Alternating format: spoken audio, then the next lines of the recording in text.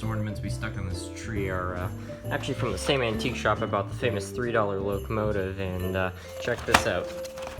There's still a price tag from whenever this was sold, probably in the early 70s.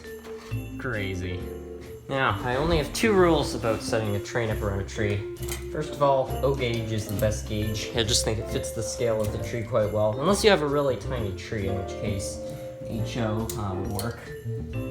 Kind of doubtful for end scale, but you never know. And the second thing is, a diesel can be okay, but personally I think a steam locomotive is the best thing.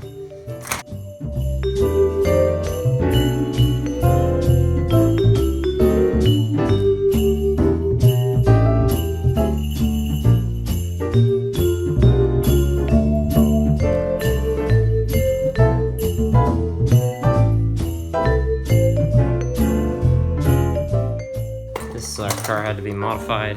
I sanded down the coupling. You can see on a channel called Ben's Trains how to do that mod.